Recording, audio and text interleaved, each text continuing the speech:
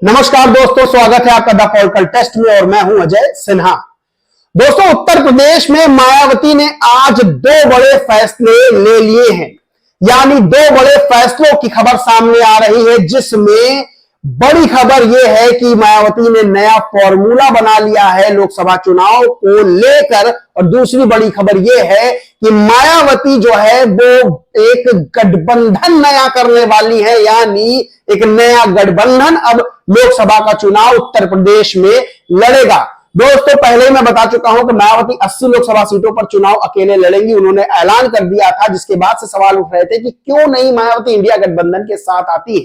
लेकिन मैं शुरू से बात कह रहा हूं कि मायावती को तजुर्बा इतने सालों का है, क्योंकि उनको पता है कि कौन सा कदम कब रखना है, कौन सा ऐलान कब करना है। और दोस्तों, वही हो रहा है कि जो इंडिया गठबंधन के पास मायावती को जाना था, वही इंडिया गठबंधन अब मायावती के पास दोस्तों जा रहा है। पहले आपको बताते हैं कि मायावती ने नया फॉर्मूला कौन सा इजाद किया है। दोस्तों, आपको पता है कि अखिलेश यादव पीडीए के फॉर्मूले पे, यानी पीडीए के नारे पे, पिछड़ा दलित अल्पसंख्यक के नारे पे आगे बढ़ रहे हैं। उस नारे को बढ़ाते हुए, यानी उस फॉर्मूले को बढ़ाते हुए और अपने सोशल इंजीनियरिंग के फॉर्मूले को शामिल करते हुए मायावती ने नया फॉर्मूला दे दिया है, PADM। दोस्तों, इस फॉर्मूले में पिछड़ा, अगड़ा, दलित और मुस्लिम, PADM, पिछड़ा, अगड़ा, दलित, मुस्लिम, यानी जिस सर्वजन हिताय सर्वजन सुखाय की मायावती बात करती है, वो उन्होंने फ्रेम करके इस चुनाव में दावेदारी ठोकी 80 लोकसभा सीटों पर।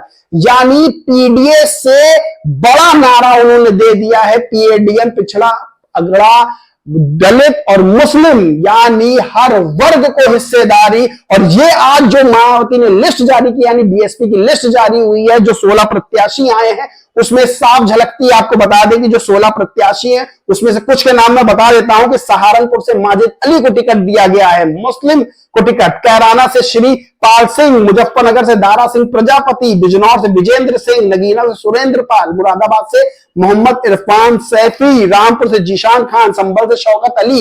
इस तरह के 16 नाम है दोस्तों, और इन 16 नाम पे आप देख सकते हैं PADM यानी पिछड़ा, अगड़ा, दलित, मुस्लिम का फॉर्मूला है वो बिल्कुल सटीक बैठ रहा है। और इसके बाद दोस्तों, जैसे ही लिस्ट निकली है, हड़कंप मच गया है बीजेपी में, और मायावती के जो दूसरे विरोधी दल हैं उनमें हड़कंप मच गया है। और लगातार इंडिया गठबंधन में बातें हो रही हैं कि अब मायावती के नेतृत्व में चुनाव लड़ लिया जाए, क्योंकि दोस्तों आपको पता है कि पल्लवी पटेल और अखिलेश यादव में खटर पटर हुई, और पल्लवी पटेल ने 3 नाम जारी किए थे कि 3 लोगों को लोकसभा चुनाव लड़ाएंगे, जिसके बाद अखिलेश ने कहा था कि पल्लवी पटेल के साथ, यानी अपना दल कमेरावादी के साथ 2024 में कोई गठबंधन नहीं है।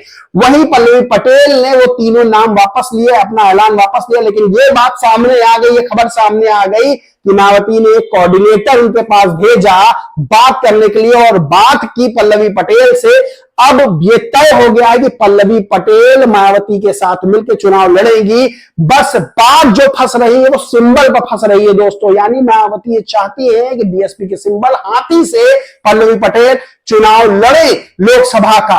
अभी बात ये फंस रही है, और ये चीज भी पक्की है कि पल्लवी पटेल समाजवादी पार्टी के चिन्ह, चुनाव चिन्ह साइकिल से इस समय विधायक है सिराथू से, और बहुत लंबा इन लोगों का साथ नहीं चलेगा। तो पल्लवी पटेल अब नए घर, यानी नया रास्ता खोज रही है, और रास्ता जा रहा है सीधे मायावती के पास। मायावती की शरण में, मायावती की छत्र छाया में पल्लवी पटेल चुनाव लड़ेंगी लोकसभा का। दोस्तों, बड़ी खबर है दोस्तों, ये बड़ी खबर, क्योंकि इस खबर के बाद जो है वो 6% जो कुर्मी वोट बैंक है, जो निर्णायक वोट बैंक है, वो मायावती के पास ट्रांसफर हो सकता है दोस्तों, क्योंकि पल्लवी पटेल का अच्छा खासा समर्थक वर्ग है। वो डिप्टी सीएम केशव प्रसाद मौर्य को हराकर विधायक बनी है दोस्तों, बड़ी बात है। वही ये 2 खबरें दोस्तों ऐसी हैं जिनके सामने आने के बाद, यानी एक खबर PADM फॉर्मूला, सर्वजन हिताय सर्वजन सुखाय वाले फॉर्मूले के तहत, जो नारे के तहत लिस्ट निकाली गई है, वही दूसरी ये कि पल्लवी पटेल मायावती के साथ मिलकर उनके शरण में, यानी उनकी छत्र छाया में चुनाव लड़ेंगी। वो विरोधियों की नींद उड़ाने के लिए दोस्तों काफी है। पहले ही पता है कि मायावती 80 लोकसभा सीटों पर अकेले चुनाव लड़ेंगी। अब इस निर्णय के बाद बड़े बड़े जो नेता हैं वो भी मायावती के साथ दोस्तों आते जा रहे हैं और कुछ नेता ऐसे जो मायावती के साथ अभी भी आना चाहते हैं। मैं पहले ही बता चुका हूं कि बड़े बड़े राजनीतिक विश्लेषक और बड़े बड़े पत्रकार ये बात कह चुके हैं कि विपक्ष को अगर लोकतंत्र मजबूत करना है, विपक्ष को अगर प्रधानमंत्री नरेंद्र मोदी का सामना करना है, विपक्ष को अगर बीजेपी का सामना करना है, अगर विपक्ष को जीत हासिल करनी है तो मायावती के नेतृत्व में चुनाव लड़ना पड़ेगा। दोस्तों ये बात बहुत बड़े बड़े पत्रकार कह चुके हैं, लगातार मैं भी ये बात कह रहा हूं, दिन भर मैं खबरों पर नजर रखता हूं। बड़े बड़े पत्रकार जिनकी मैं बात कर रहा हूं दिन भर खबरों पर नजर रखते हैं और मैं सिर्फ आंखों के साथ बात करता हूं। आंकड़े ये बता रहे हैं कि मायावती के पास एक बड़ा वोट बैंक है और एक बड़ा वोट बैंक ट्रांसफर होने जा रहा है जो उत्तर प्रदेश की राजनीति की दशा और दिशा बदल सकता है और 2024 में प्रधानमंत्री यानी 2024 में प्रधानमंत्री पद की कैंडिडेट मायावती हो सकती है और प्रधानमंत्री के लिए किंग मेकर यानी 2024 में सत्ता बनेगी, सत्ता जो हासिल करेगा उसके लिए किंग मेकर की भूमिका मायावती निभा सकती है दोस्तों। क्योंकि जिस तरह से लगातार दांव पर दांव मायावती चल रही है, हर दांव सटीक बैठ रहा है, हर फॉर्मूला सटीक बैठ रहा है।